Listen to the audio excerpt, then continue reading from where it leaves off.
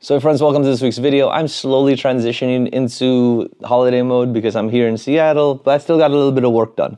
I did bring a review unit here to look over, but again, I want to forewarn you that this is a little bit more of a mobile review. I shot a bunch of B-roll, got the audio samples right before I left for this trip, and then everything else I kind of shot mobilely. So it won't be the normal setup, but we'll do with what we can. But what came in the mail are these ST2 Pro Nebulas from Hidizs. And what's interesting about these is that they have a USB connection with a built-in DAC. So super convenient, you don't have to bring around dongles, and you can get a little bit more power with that DAC interface. So let's get into what comes in the box, what the specs are like, and then we'll get more into the music. So see you back here after all that. Opening the box, you're presented with the transparent earbuds. You could go blue here as well, but I opted for the clear ones since they'd match more outfits better, and it's just a simpler vibe to me. The monitors rock a 10mm dual magnetic dynamic driver with a frequency response of 20 Hz to 40 kHz. At 32 ohms, these are very easy to drive and should not have any issues with volume. With a 108 decibel sensitivity, these will outpunch a lot of consumer true wireless earbuds and is in that high sensitivity range where you need to consider your ear health at high volumes. So yeah, you'll have plenty of flexibility volume-wise, just don't blow out your ears please. Under the earbuds packaging, you also get accessories, but let's start with that cable. The cables are oxygen-free copper cables wrapped in a woven textile that is two-toned. This gives it a nice flexibility and durability that is soft in hand and very comfortable on ear. They aren't as plasticky or spongy like some other IEM cables that can get finicky through wear. They also have a detachable cable clasp for easy storage. Other than the cable, the package also comes with some paperware, a USB-C to USB-A converter, carry pouch, and additional sized ear tips. I think you like the feel of these, but the tip size of the earbuds make it easy to add your favorite ear tips on them as well.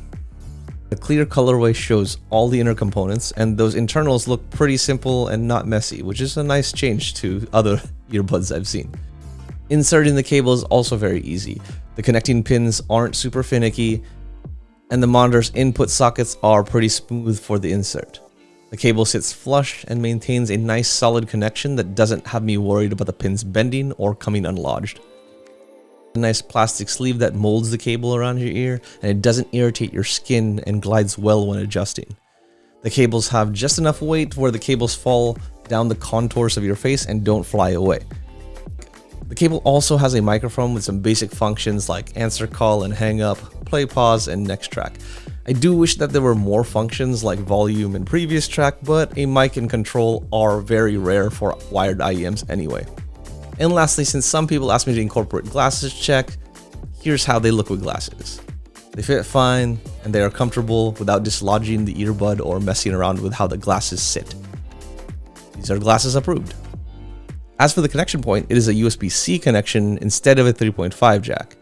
That not only means that you don't need to bring around a converter, but it also doubles as a DAC to allow you to get better sound performance out of these headphones by converting the data more efficiently and accurately to the headphone. Usually for phones, you'll have to carry around an additional dongle, but here you get this all-in-one, which is a nice convenience. The DAC also has a sample rate indicator to tell you what quality you're getting through the headphone. We'll get more into that when we talk through music samples. This is how it sounds with the microphone inside of the airplane. Isolation-wise, they do it all the time, passively, just having a good seal.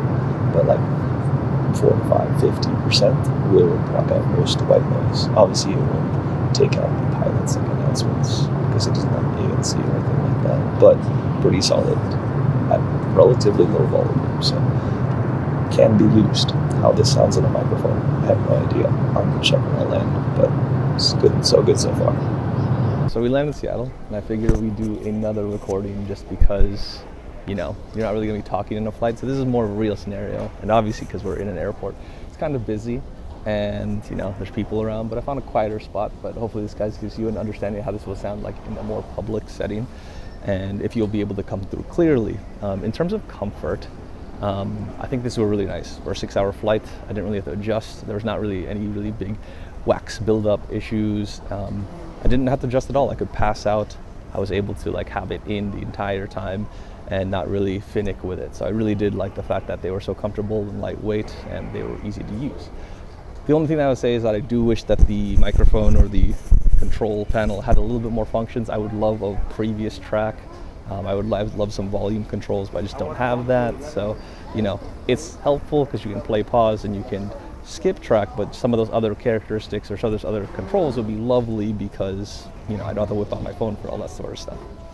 Other things to note is that obviously it's a USB-C and you won't be able to, you know, use the 3.5 jack for what you might want to do for the in-flight entertainment. And as a result, you know, you just won't be able to use it. But, you know, you're using the DAC to get better quality audio, so obviously you're not trying to get that out of the in-flight entertainment.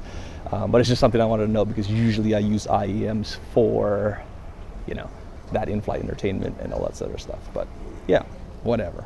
We'll have another audio sample when we get home. So for the final mic test, I did use it for work and it worked out really well. My clients liked how it sounded, was relatively clear, and especially in a more quiet setting, there wasn't much like distractions or white noise that distracted them from my voice. So that's always good to hear from the microphones. What I will say though, is when you plug this in for calls, whether that be on your computer or your phone, it's already loud at like 10%. And I don't know why that is, but for like Teams and Zoom, I needed to like bring down the volume to a minimum because it was so loud. So volume is definitely great on these. You just have to be really cognizant of when you're using it. Obviously, this is designed for music. However, there's a mic, so there is some conferencing elements that you can leverage here, but just be careful with that volume. The other thing I will say is that like we did lose power here, and having this connected to my phone, I did notice that it was zapping my battery a little bit faster than normal. So keep in mind you are powering your headphone through that DAC and these headphones, so it will take a toll. Not like a massive toll. It's not like some crazy headphones you're plugging in or a crazy amplifier you're plugging in. It's just gonna, you'll notice a little bit of extra zapping there. So that's something to consider. But enough of that. Let's talk more about that dongle, and as we get into music, you know, you guys will understand how I'm approaching the rest of this review. So yeah. So earlier in this review, I'd mentioned how there is an integrated DAC, and it does have a sample rate indicator. I'll post up here again what those lights mean.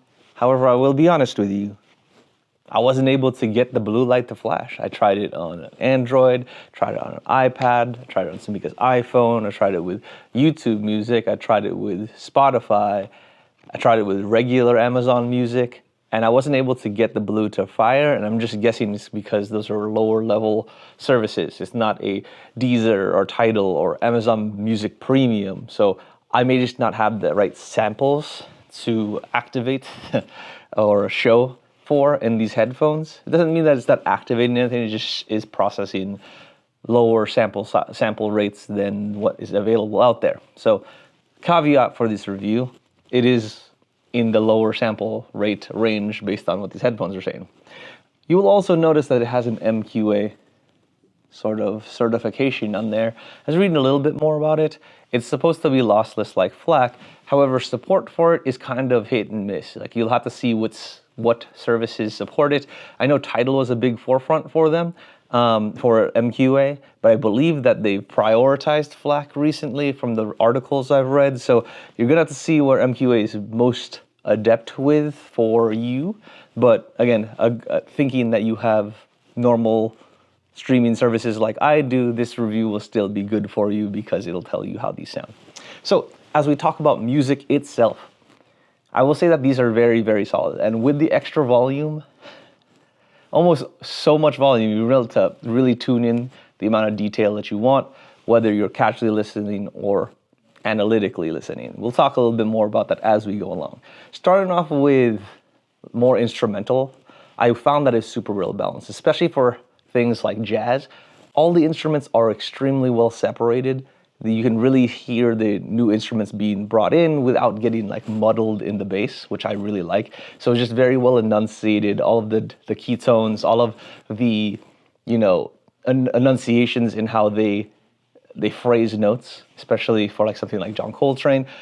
super well nice. And I loved how the percussive elements came in without kind of washing out any other horns or any other elements in the song, so it was really nice. I did try something that was a little bit more drilly in terms of like music. So I did do Odes Betrayal, which was, it's a nice track. It has a really solid bass, you know, like all drill music does. But what I'll say is that there is some mid vocals in there, and they do get overpowered until they go into like higher registers. So you'll notice in the song that it kind of phases in and out based on what pitch that person is singing in. But overall, it sounds really, really good. And then I threw some brass tracks on there just for some like more like upbeat horns, and the horns sounded amazing. Just so good on how they shine through. The bass line was very, very punchy and controlled. And across the gamut, I just felt like it was extremely well controlled and nothing felt messy. So super, super, super good. If you're listening to just instrumental music, you don't have that much to really consider in terms of like bloat. It sounds very, very strong. But I will say that these are generally lean towards the warmer side, so a little bit more bass heavy.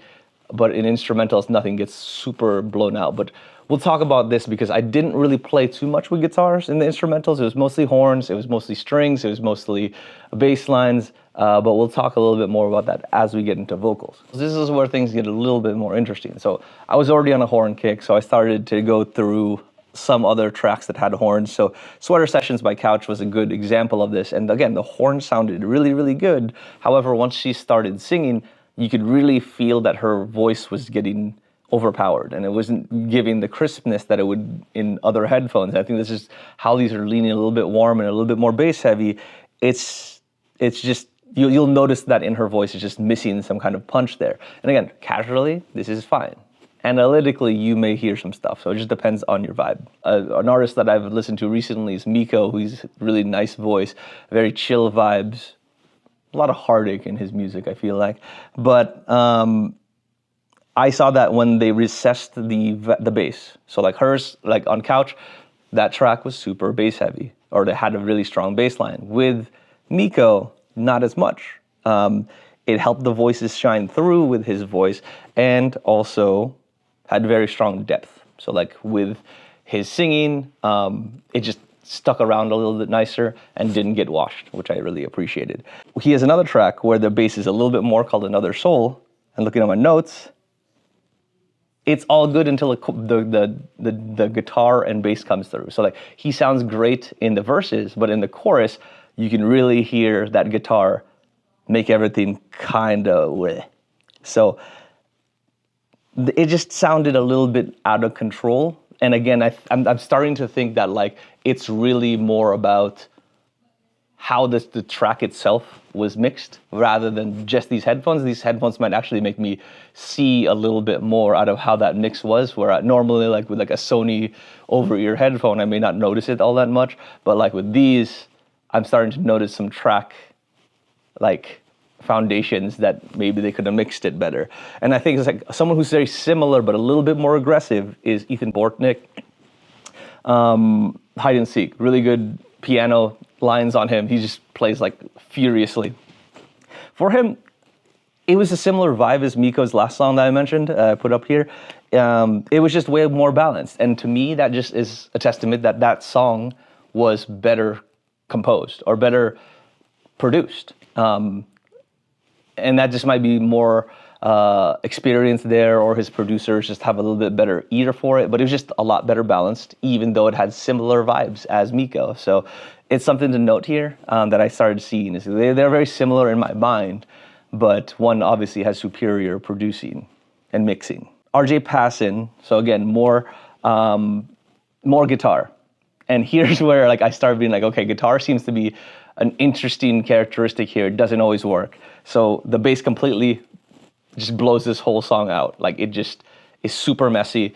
It's super loose, and I didn't feel like there's any sort of control on it. And again, it is a very like deep song, but I would expect some control, and I was just unpleasantly surprised by how that got rendered. So it really made me scared about bass guitar tracks. So then I started doing this with other songs like Franz Ferdinand, Take Me Out. Yeah, it was a little bit noisy. It was just a lot of noises, like a lot of noises everywhere. It wasn't as controlled. The voices are backseated, and I really couldn't enjoy the song like I normally would. I continued down that just to see if it was literally every guitar, but with Arctic Monkeys from Rich the Rumble, it was a lot more balanced. The guitars were not, they were not overpowering, they were not letting the sound signature come loose. The voices did get backseated in the chorus, but it overall was a pleasant listen, and I wasn't really deterred from it. I think it's because I had gone through all these tracks where the guitar was overpowering it. This one, it was just a lot more mellow and a lot more balanced, where I could enjoy the song completely. And then again, another one that I did with heavy guitars and a lot of riffs and all that other stuff is Kickback by Kenshin Yonezu. So this is the intro song from Chainsaw Man, and I was like, oh, this has a lot of guitar and bass lines, this is gonna get messed up. It was surprisingly very, very good. Like, everything was really punchy, the things were a lot more controlled, and I think it's because his voice is so powerful in that song and it has like a nice rasp and depth to it that he's able to shine through all of those instruments, and his style of singing is just it's just much better received through these headphones than some of those other artists that I mentioned. And then again, I obviously went back just to saying, like, because I realized I did like a lot of guitar all at once, and I never really went back to like something like R&B. And then on R&B, it just sounds beautiful. Like, these headphones sound great with R&B. So I listened to Suki Dakara by Umi, and her voice just came in super smooth and sultry. The bass line was nice and punchy, super controlled, had a nice little twang to it. And I loved that song on these headphones, and I was very, very happy with it. So I listened to a lot of Afro beats and R&B, so I was pleasantly surprised by that, that these are super good with that. Not super surprised with that, but I'm super happy that the fact that these reacted so well with R&B and Afro beats, because that's sort of the core of what I listen to.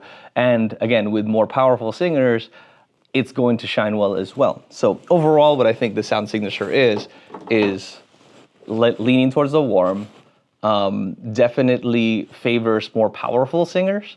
And then again, if you listen to guitar, it's just gonna depend on the mixing if that gets overwritten. So again, it's not saying that you can't listen to guitar. So like, listen to like Rodrigo y Gabriela or something that's all instruments, sounds beautiful. However, once you start introducing vocals, that's when you get to see if that singer is powerful enough, or if the mixing is good for that track. So I think these headphones are interesting because they may work for you, they may not work. For most of the part, it'll fit all casual listeners. I really think that it's more for like, if you're trying to listen more analytically and there's some more complex compositions that you really want to hear different parts, it may or may not be to your benefit depending on the vocalist and the mixing. So I think it's really cool. It's a good way to get into analytical listening. These might actually show you some things about tracks that you were used to that you normally didn't, about how well produced it was. So I definitely have been talking a long time. Let's see, 11 minutes on audio. But let's get into some sound samples so you guys can see how this sounds in your ears, and then we'll come in with conclusion.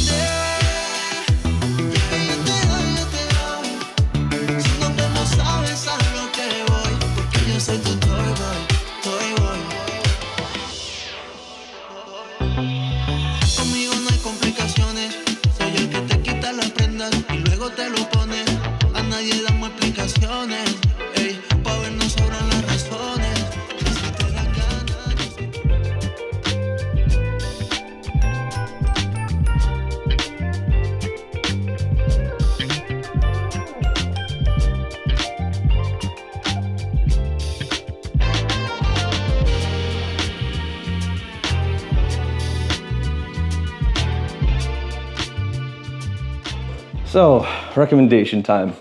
I think Hidizs did a wonderful job with these headphones. They're super comfortable over a long listening session. They're super convenient because I don't have to bring around a dongle, and that dongle gives me extra power, so I'm never starving for volume. So it's super great that I'm able to have this all in one package and really get great performance out of it. Again, we talked about some of the listening considerations there. If you're a casual listener, most likely this will work for almost everything that you need. However, from an analytical perspective, there are some things with, vocal preferences and mixing that this will really open your eyes to a little bit more, and I think that you'll actually appreciate it. So for me, I think this is an easy pickup, especially if you just need something a little bit more convenient than your current setup and you're looking to get into wired headphones. This is a wonderful way to do it. In terms of pricing, they're doing a Kickstarter, and I believe you can get these as low as like 35, 36 bucks right out the gate. And then, there's some tier levels, if you've ever done a Kickstarter, earlier you get, the cheaper it is. But I think the end retail for these will be around $49, $50. So you can get these off at a pretty decent discount, low risk. You just gotta wait for it to come through, but I think you'll be super happy when you get them. Again, these come in a clear that I have. They also come in a blue. Depends on your vibe, but I think these will be wonderful for you regardless. So I do appreciate Hidizs sending me an early unit so I could test them out. They were great for my trip, and I plan on using them a lot more just because of, again, the convenience of not having extra stuff on me. But anyways, thank you guys so much for sticking around to the end of this review. If you could, please like, comment, subscribe, do all things you normally do on a video that you like and love. And what we got for you next is probably the PS Portal. I know I keep saying that. I know I've been saying that for months, but it's literally the only footage that I have with me. So unless something crazy comes through, it's gonna be that. Anyway, it'll probably come after the holidays, so I'll probably see you guys after Christmas, before New Year's.